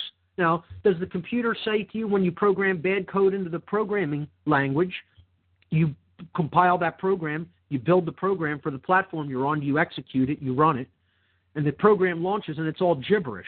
Is that the computer saying, hey, I really can't stand you, I hate you, and I'm going to throw up this horrible, horrible, chaotic stuff because, you're an idiot and you can't do anything right? No, the computer doesn't care. You just put in bad code. It's nothing personal. It just said, well, here's what you put in, and based on how I work, here, I have to put this out onto the screen. I don't have a choice. The universe doesn't have free will like that. It's just doing what it's programmed to do. It's nothing personal. It's an impersonal force is what natural law is. And this is what right-brain imbalanced people have a big problem with. They want to think the universe loves and cares about all the individuals regardless of how bad their choices are. It doesn't. The universe doesn't care about all the individuals, even if their choices are in perfect harmony with natural law. The universe doesn't care what you do. Doesn't have a personal attachment to the behavioral choices that you make, but it is always flawlessly at every time, at every place, 100% of the time, going to provide the output based on the programming that you input. It is a computer program. You're living in a holographic, fractal computer program that is more advanced than any other computer in the universe because it is the universe. That is what the universe is. It is a giant computer. What we put into it is the programming language, the source code, the code, however you want to look at it, and then it comes back to us on the screen, the output called our life circumstances. And that algorithm is already pre-programmed. That algorithm is called natural law consequence. And it is governed by an algorithm that always works flawlessly. And what we put in is directly determining what we get out. Garbage goes in, garbage comes out. Quality programming through behavior goes in, quality life experience comes out on the screen of life. It's nothing personal. As I mentioned earlier, the respect existence or expect resistance. That's right. That's exactly right. And we have to develop that respect from within ourselves because we're currently in a state of deep self-loathing as a species. And we're not exercising personal responsibility to know the difference between right and wrong and then choose right action over wrong action. We're trying to abdicate that responsibility to other people that we call government, and believe we could somehow magically be free when we're not acting in a moral capacity, and we're leaving important decisions about moral or immoral behavior up to a group or entity to do that for us and then dictate our behavior. This whole idea that we can abdicate our personal responsibility is the reason that we're going into a prison. There's a law in natural law. I refer to it as the law of freedom. Okay? That's just my name for it. As morality in a society increases, meaning the understanding the objective difference between right action and wrong action, and then that the members of that society willfully exercise that conscience, and they choose the right action over the wrong action willfully because they know the difference between those two modes of behavior. As a society does that more and more in the aggregate, that society in the aggregate becomes freer and freer and freer. Conversely, as a society, as its members in the aggregate exercise less and less moral decisions and become more and more immoral of a people, they become further and further and further enslaved. They go deeper and deeper into slavery and bondage. It's called the law of freedom. It's a mathematical equation. Like the universe is a computer, the laws that govern it are just mathematical algorithms. So you can write on one side of the equation, okay, morality. That's the left-hand side of the equation. And then you put the proportional to symbol. The proportional to symbol. Morality is proportional to freedom. And you can reverse them. Freedom is directly proportional to morality. Meaning as one goes up, the other goes up. As one goes down, the other goes down. Invariably, unwaveringly. It's an eternal law of nature. And this is what has been left out of much of the so-called truth and freedom movement. I call them the My Truth movement and the My Freedom movement, because they're leaving out natural law. It's something very few researchers are even discussing or talking about, because most of these people are still at too much of a either left brain bent and don't believe natural law exists, or they're in too much of a right brain bent and just believe in certain religious ideologies that really don't have natural law included. They're also based on likes, whims, and preferences and rigid dogmatic programming through, flawed scriptural ideas of man. This isn't some, religious text, natural law. It's a law that exists within the boundary conditions of nature, and understanding it has nothing to do with a religious belief. It is a science that is testable by the scientific methodology. If I wanted you to believe in natural law, I would just say, oh, no, it's just the way it is. It's a religion. Don't try to do any testing on it. You just have to accept it on faith. There is no faith required in the understanding of these principles. You can test it with the scientific methodology and it will hold true. Just start to do it. Don't take my word for it. Just put it to the test. Act a certain way, see what results you get. Act a different way, see what other results you get. That's how I tested it. Believe me, I put it to a test in my life. And I went from suffering to a point where I could not get out of bed in the morning because I was suffering so badly and so depressed and acting in such an immoral capacity, in such an immoral way, that all the circumstances of my life made life almost unlivable. And then I started acting in a moral capacity and really understanding the difference between right and wrong, and in every moment trying to choose right action over wrong behavior. And my life turned around, like miraculously turned around. And that's only at an individual level. At an individuated level, it can have that kind of profound effect. Imagine when whole societies start truly exercising conscience. What happens to the quality of life in that society? We could be in the stars. We could be in the stars for 10 years. I'm sorry, I was speaking over you. No, it's okay. Go ahead. No, it's fine. I agree with you, actually. Yeah, it is within a decade, we could change everything. But I think currently our issue is, it seems to be ignorance of all of this. And as our ignorance of natural law continues, we fall prey to things like the natural law of freedom. Like, freedom is actual freedom. Yes. The illusion of freedom can often be called purchasing power. Right. And then, that's part of like another like mentality of the Zeitgeist movement, and why we have this train of thought is to get rid of money as such, is because how to explain it properly. I would say you recognize inherently that it doesn't exist in nature. That's the simplest way of putting it. This is an artificial construct that doesn't exist inherently in nature. It is an invented construct that is based in illusion, and is based in separation, and is based in creating divides, and is based in maintaining power advantage and power differential. Of course, it's all illusion. And this is what many people in the so-called My Truth movement and the My Freedom movement don't want to understand and acknowledge, because money is the most powerful religion. It is the religion that almost every being on the planet universally agrees with and believe exists legitimately. It's the most powerful religion to overcome. Even the religion of authority is not as deeply entrenched as the religion of money. Even the religion of authority, and believe me, that's deeply entrenched in this ignorant species and its condition. But money is even more deeply entrenched, if it's even possible. As difficult as that may be to believe, it's more deeply entrenched than authority.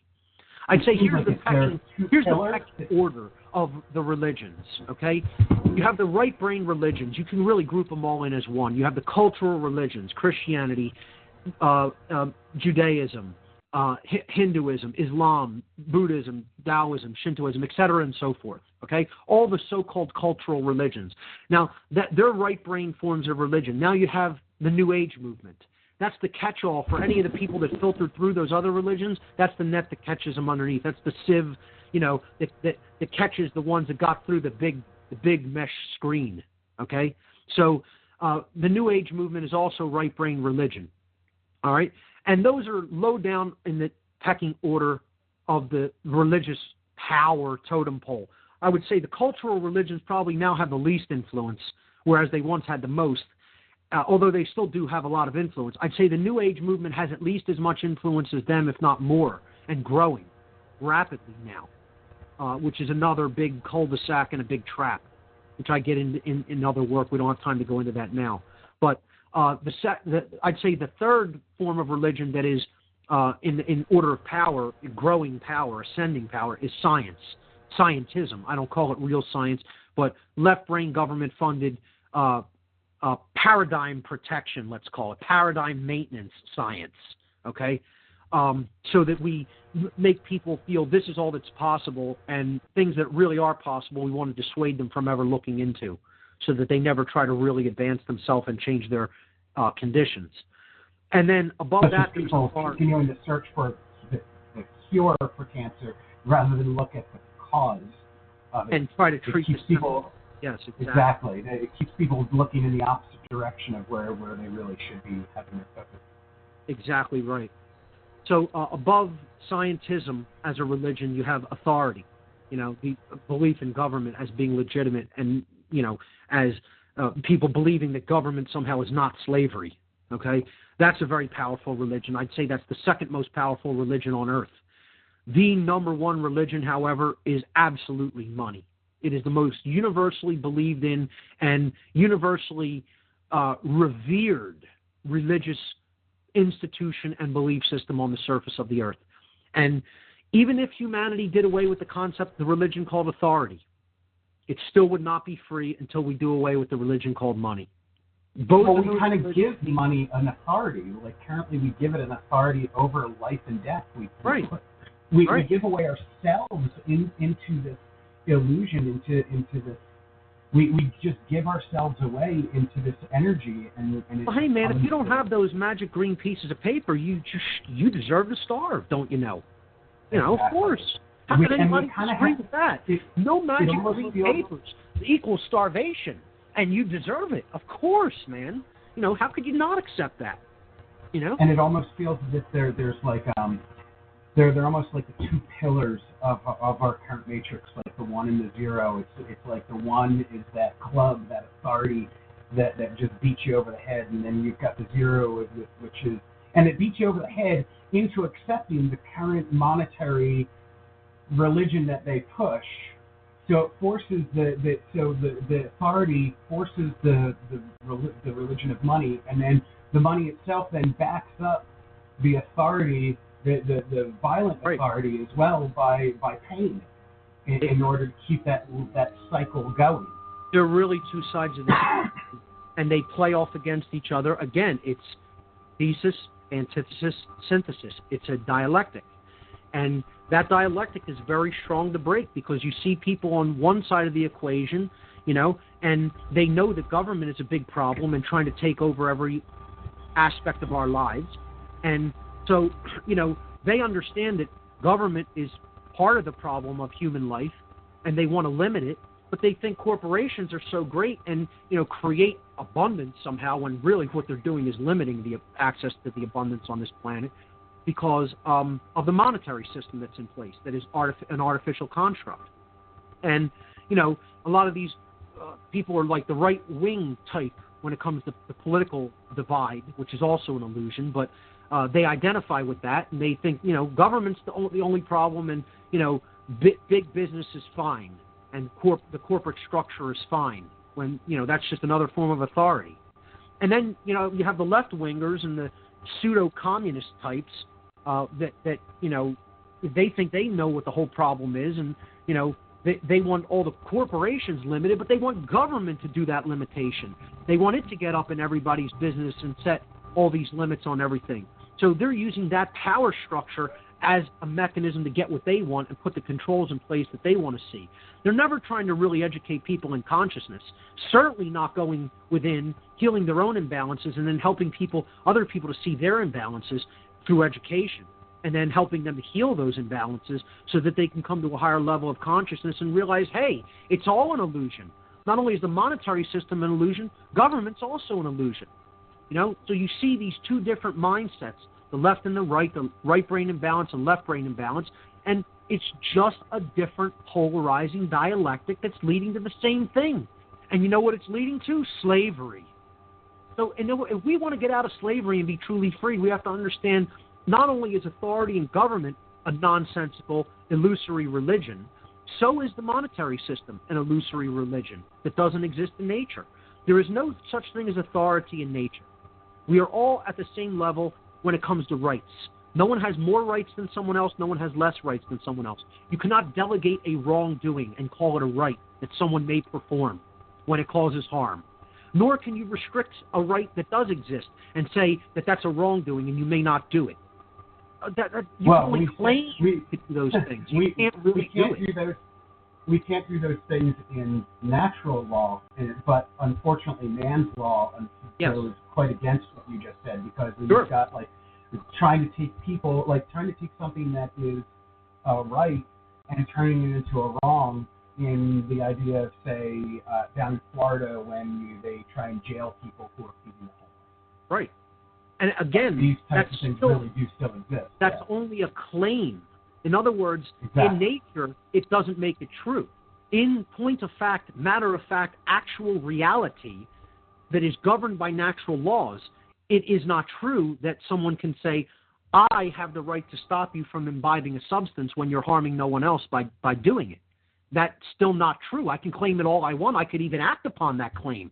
That doesn't make it correct, true, right. It still remains a wrong. We could talk about the things in man's law that people believe are legitimate. Again, I touched on some of them. Taxation. People claim that's a right. The government has a right to claim that they can tax and then actually go and do it. It can't make it a right. You're taking somebody's resource without their consent. Period. You're taking what they earned, what they created, what they brought forth by the sweat of their brow, by their labor, which is their property, and you're saying, I'm going to take an arbitrarily chosen amount of it based on my preference. And if you don't agree to have that confiscated, I'm going to do harm to you by either, beating you until you consent, caging you until you consent, taking your freedom away, fining you and taking other property away. You can't turn those forms of theft into a right by scribbling down some nonsense on a piece of paper and calling it a law. We're not the lawmakers. The universe is the maker of law. God is the maker of law, if you will. Again, I don't care if you don't like that term, then use a different one. Okay? The underlying intelligence inherent to all nature, all creation, is the maker of law. Okay?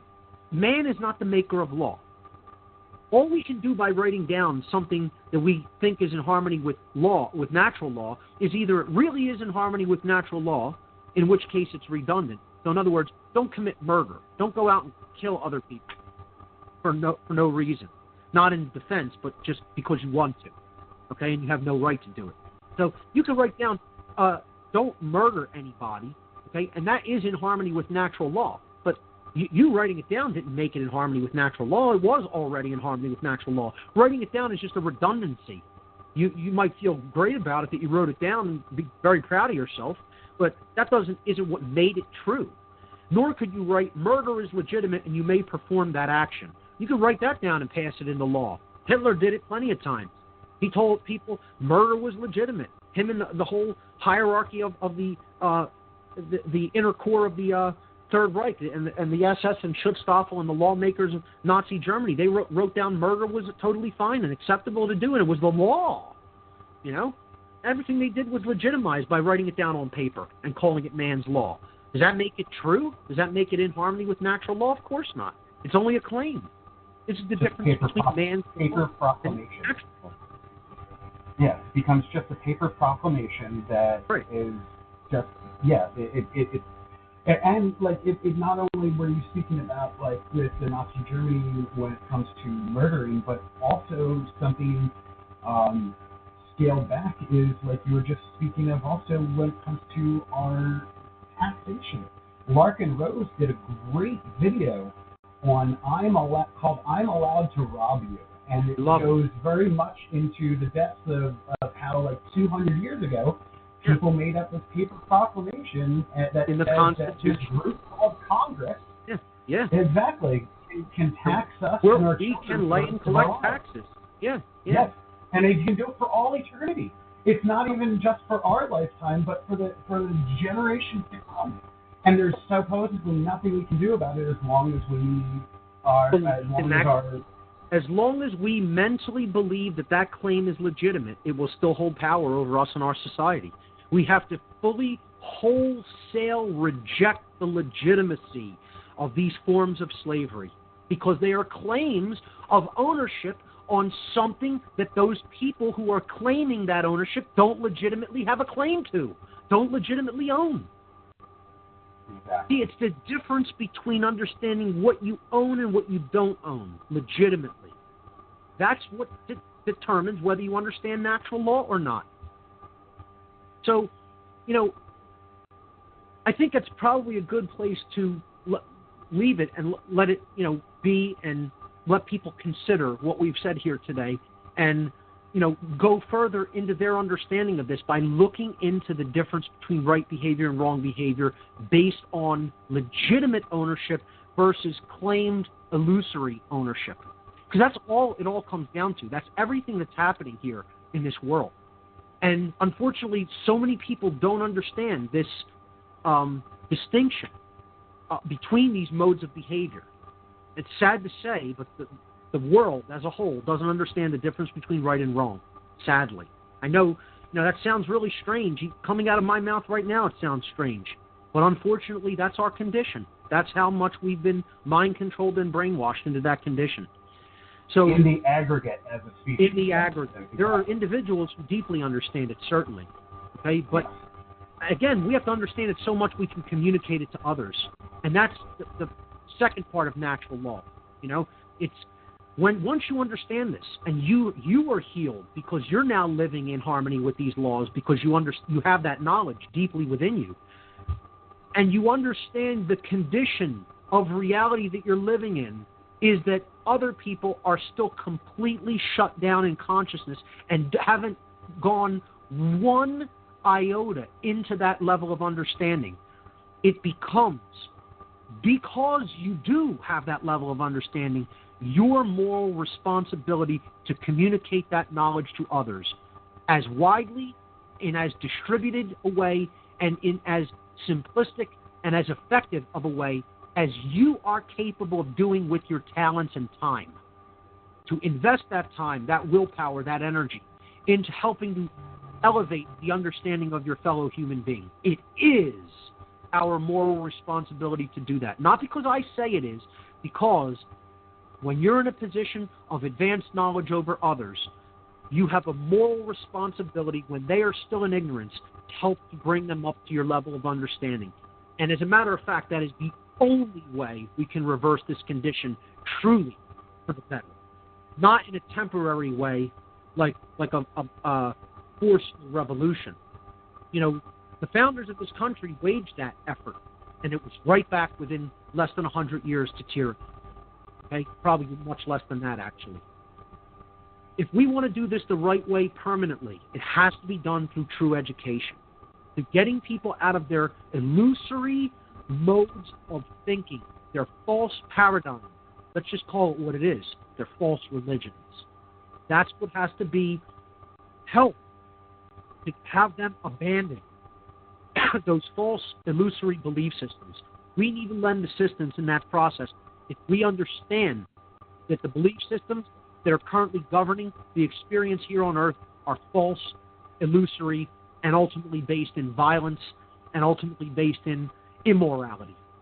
When we do that and we elevate the consciousness of help to elevate the consciousness of our fellow man by communicating that truth, that's when we're going to see real positive progress in humanity's condition. And that's when we will eventually build toward a true gift or resource-based economy that doesn't require this religion called money, because we'll recognize our fundamental oneness at that point and recognize we are all in this together. There is no true separation.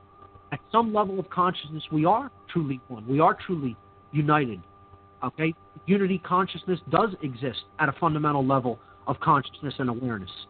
And we'll see ourselves as simply one family sharing an experience here on Earth. You know, we wouldn't think of, if there was a family, a mother, a father, and a boy and a girl child, that they would invent a monetary system. No, they would just have resources available to them in their environment and share them amongst each other because they love each other, because they care about each other and want to share what they have. That's the level of consciousness we ultimately need to get to. So I'll leave it there for now, and I'll just give my website for people that want to look a little further into my work. My website is whatonearthishappening.com. Again, my name is Mark Passio, Passio. My website is whatonearthishappening.com. There's a huge library of information on that site, videos, many, many, many podcasts. I think there's now about 148 podcasts to date on that site. You can go there. I highly recommend starting with podcasts. The videos are a nice supplement. The presentation, they give a very good visual representation to go along with the material that is being spoken. But the audio series in the podcast section is really the meat of the website. And if you go in order from podcast number 1 through in a linear progression, not skipping around, and you listen to those podcasts in order at your own pace, you will gain the maximum value from that information, because the later material has prerequisite knowledge in the earlier material. So it's meant to be taken as a tapestry, presented in a linear, stepwise progression of knowledge building on top of knowledge. So that's my recommendation. Again, the website, whatonearthishappening.com. And I want to really thank you, Kevin, for bringing me on to the show today and giving me the platform to share this information. Thank you for coming on and sharing it. I appreciate it. I mean, there's nothing I believe that people in the Zeitgeist movement already get that Fight Club idea of like that which you own ends up owning you, so they're not really as materialistic. Right. And like if you look into like the Venus Project, if you go there and look at their FAQ, they're frequently asked questions. I think it's like number 108 is all about like what is the Venus Project sitting on possession, and it's very much in that mentality of like, if you want the burden of ownership of all this stuff and you want to hoard these items and you want to have to protect them and stuff, so and so, that's on you. That's right. But that's the reason why they're trying to extend it into creating a situation where we all have that access abundance, so that we can access these things and not necessarily have to own them. Like we could have like a car share type of thing for people rather than each person has to own and maintain their own car. Right. It's a very different mentality, and I don't think people are always It would lessen ready the for burden on the earth, on what the strain that we're putting through taking all these resources from the earth at the pace that we are, and I love the concept of what you brought up regarding ownership. Okay, there is a legitimate form of ownership, but it doesn't mean to have attachment to things. Okay, Exactly.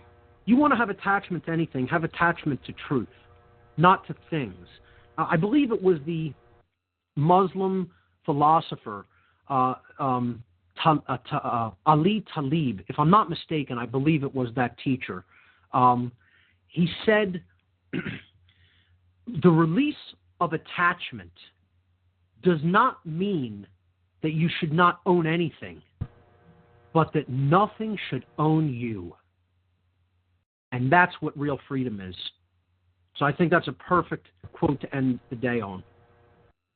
Thank you again for sharing your knowledge, and I really appreciate it. Absolutely. Keep up the great work, and yeah, everybody check out What on Earth is Happening, and specifically the Natural Law Seminar you have on YouTube, I think is really great. If you can actually find a day to sit there and watch like the first third of it in the morning, and then the middle of it during the afternoon, and then get yourself a decent dinner and watch the last part at night.